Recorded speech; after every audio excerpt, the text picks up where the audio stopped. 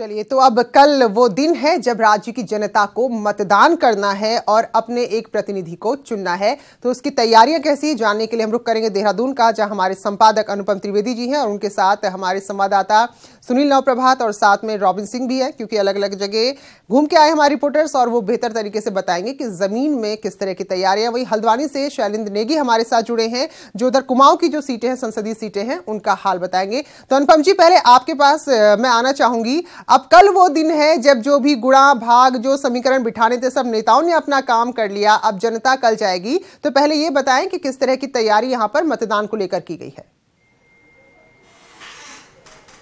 देखिए प्रीति, अब तो चंद घंटे बचे हैं चुनाव में और पूरा इलेक्शन कैंपेन जो है वो बड़ा इस बार दूसरे ढंग से चला है, नेशनल इशू पे चला है।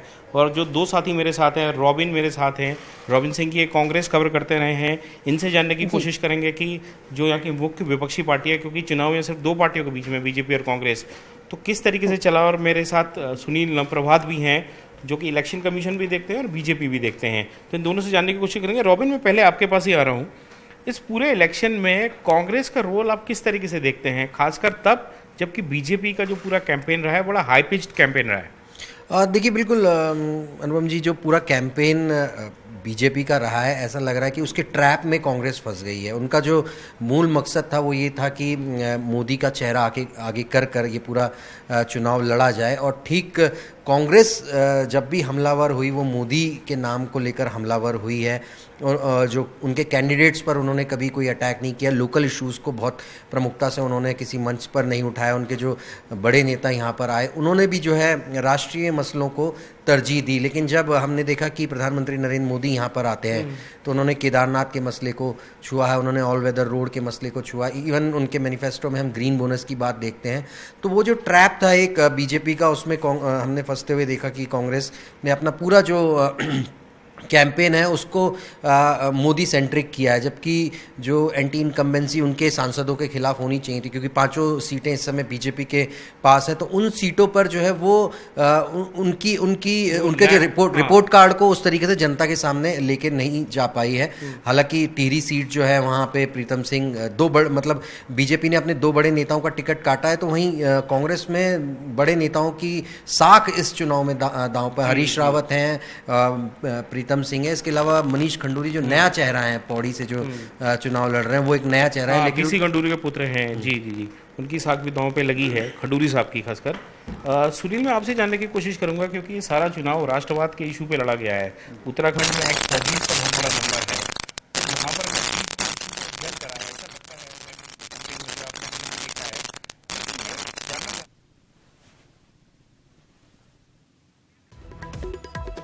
जी बिल्कुल, तो अभी हम और जानकारी लेंगे। तो फिलहाल जिस तरह से रॉबिन हमारे संवाददाता बता रहे हैं कि ये बात सही है, इस बार अगर आप देखें तो कहीं भी आपको जो स्थानीय मुद्दे हैं, जो उत्तराखंड के असल मुद्दे हैं, उनका शोर नहीं सुनाई दिया होगा।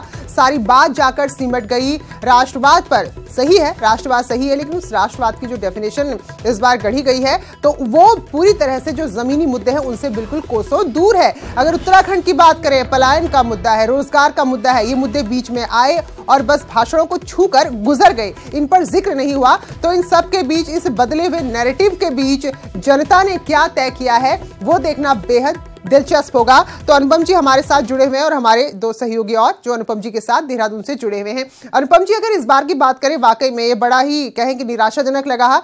पहाड़ के जो मुद्दे हैं वो कहीं नजर नहीं आए, जैसा कि आपने भी कहा और रॉबिन भी बता रहे थे। एक राष्ट्रवाद की जो परिभाषा गढ़ी गई है, बड़ा सीमित दायरा हम कहेंगे कि राष्ट्रवाद का इस बार कर दिया गया, जो कि अपने आप में व्यापक होता है, वही सुनाई दिया। इसके अलावा अगर हम यहाँ पर उम्मीदवारों की बात करें अनुपम जी, तो हर एक उम्मीदवार को अपनों से ही, अपने घर में भी लड़ाई लड़नी, आप बड़े बड़े नेताओं को देख लें तो उनकी किस तरह की यहां पर इस बार दिक्कतें बढ़ने वाली, थोड़ा वो गणित भी आपसे जानना चाहेंगे।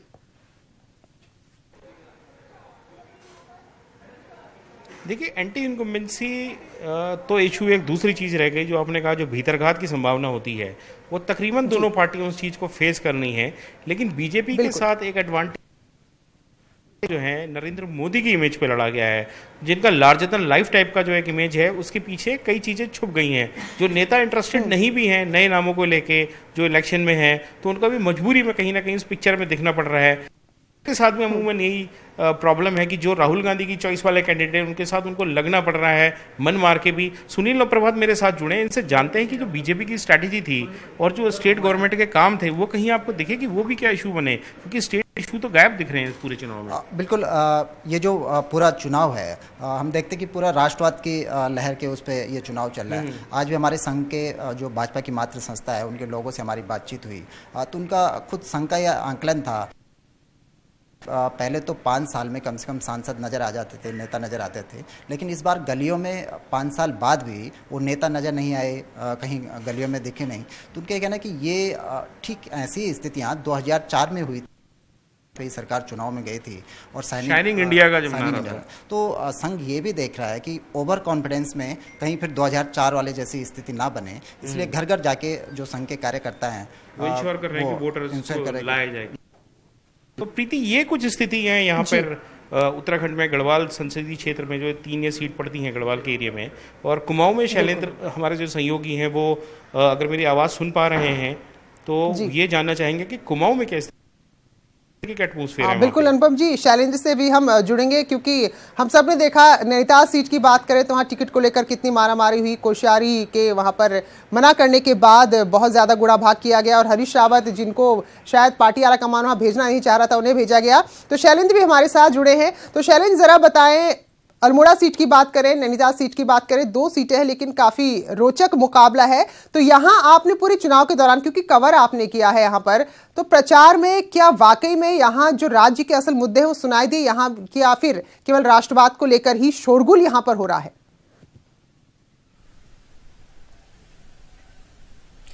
देखिए प्रीति, जो स्थानीय मुद्दों की बात है, अगर हम उत्तराखंड के कभी भी चाहे निकाय चुनाव की बात करें, ये तो लोकसभा का बहुत बड़ा चुनाव है, इससे बड़ा चुनाव हमारे लोकतंत्र में शायद ही कोई है।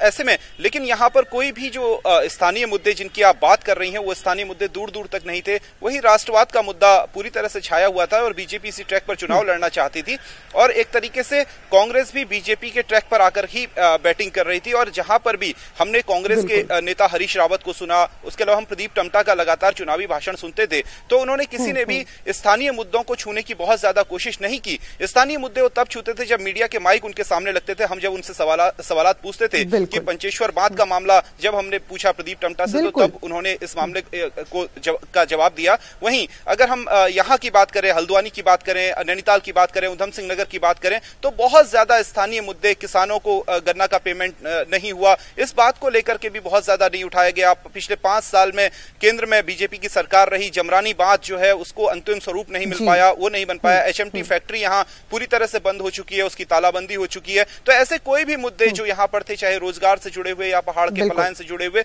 वो मुद्दे कहीं से भी नजर नहीं आए। बस नेताओं के बीच में जुबानी जंग हमें जरूर प्रीति देखने को मिली। भगत सिंह कोश्यारी ने हरीश रावत को जरूर कहा कि वो तो बंदर हैं, और उन्होंने कहा कि वो घुघुतियां हैं। इस तरीके से लांछन एक दूसरे पर बड़े बड़े नेता लगाते रहे, और अंतिम मूवमेंट तो ये रहा कि किच्छा के विधायक राजेश शुक्ला ने यहां तक कह दिया हरीश रावत को कि अब उनका दाह संस्कार बाकी है, क्योंकि वो मृत शरीर के साथ यहां पर आए हुए हैं। तो ऐसे में केवल जुबानी वॉर एक दूसरे के ऊपर हुए, इसके अलावा और कुछ नहीं हुआ। कोई स्थानीय मुद्दे किसी नेता ने न तो टच करने चाहे, और न ही स्थानीय लोग विपक्ष के तौर पर भी कांग्रेस उन स्थानीय मुद्दों को जनता के बीच में नहीं लेकर के गई, और पूरी तरह से जो फोकस रहा पूरा का पूरा चुनाव नैनीताल, उधम सिंह नगर या फिर हम ले अल्मोड़ा लोकसभा का, तो पूरी तरीके से राष्ट्रीय मुद्दों पर ही एक तरीके से कहना चाहिए फोकस रहा। जी बिल्कुल अनुपम जी और शैलेंद्र, ये हमने या तो फिर पूरा राष्ट्रवाद की आप बात करेंगे या फिर पूरी तरह से निजी हमले करेंगे, चाहे किसी भी तरह की उपमा एक दूसरे को दें, जैसे कि अभी शैलेंद्र बता रहे थे। तो फिलहाल जनता जिसने सब कुछ देखा, सब कुछ सुना, और इसको ही कल तय करना है। तो देखते हैं कि क्या कुछ सोचकर जनता यहाँ पर कल वोट डालेगी। बहुत बहुत शुक्रिया आपका अनुपम जी, साथ में जो रॉबिन और सुनील और प्रभा जुड़े थे आपका भी शुक्रिया, और शैलेंद्र हल्द्वानी से आपका भी बहुत बहुत धन्यवाद।